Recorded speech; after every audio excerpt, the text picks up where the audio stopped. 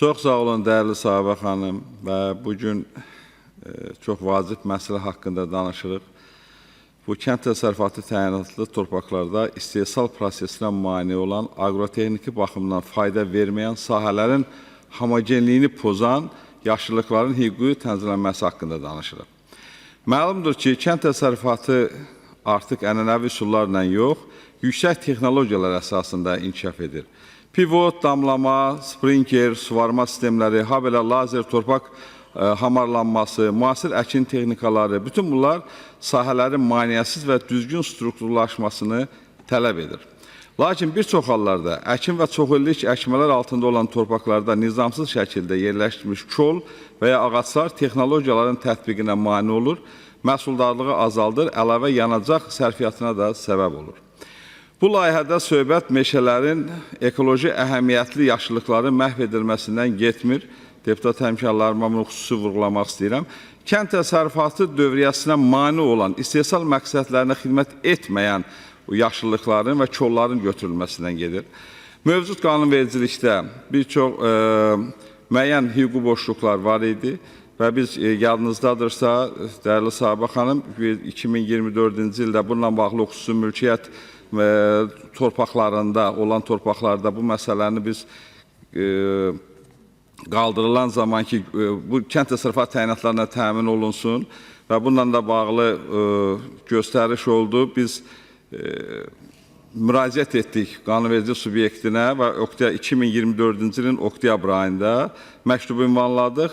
Oktyabr ayının 29-unda məktuba cavab gəldi ki, bu məsələ baxılacaq. Sizə də təşəkkür edirik ki, bu təşəbbüsdə siz dəstək oldunuz və o cümlədən də bizim komitədə bu məsələ müzakirə olunmuşdu. Hörmətli Asif müəllim Əsgərov, Eyvaz müəllim Qurbanov, Fatma xanım, Yıldırım və bir çoxları, əksəriyyəti doğrudan da rayonda bu məsələlərlə belə bir problem yaratdığını söylədilər. Qanunvericilikdə bu boşluqdan istifadə edərək bir çox yurğun ağaçların götürülməsi ilə bağlı çoxlu cərimələr var idi, şikayətlər var idi. Nazirliklə əlaqədə saxladıq. Təkcə onların bildirdiyinə görə 500-də artıq müraciət var təkcə Nazirliyin özünə ki, bu ağaçların, kolların götürülməsinə razılıq verilməsi ilə bağlı. Ona görə də bu həm də ekoloji məsələdir və ekoloji məsələ olduğu üçün də ekoloji təhlükəsizliklə bugün ərzaq təhlükəsizliyi bir-birini tamamlayan amillərdir.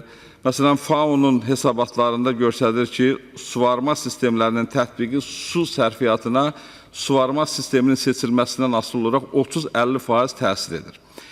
Və bir hektar sahədə suya qənaət ortalama 0,33%-də, yəni bir hektarın 1/3 qədər torpağın yenidən iqtisadi dövrəyə qaytarılmasına şərait yaradıla bilər. İkinci ekoloji məsələ də ona görə deyir ki, bu karbon qazını, bilirsiniz, Azərbaycan COP29-dan da sonra xüsusilə qanunvericiliyində atmosferə atılan tullantıların azaldılmasına hədəf kimi müəyyənləşdirilmişdir. Və belə qeyd edək ki, bu proseslər nəticəsində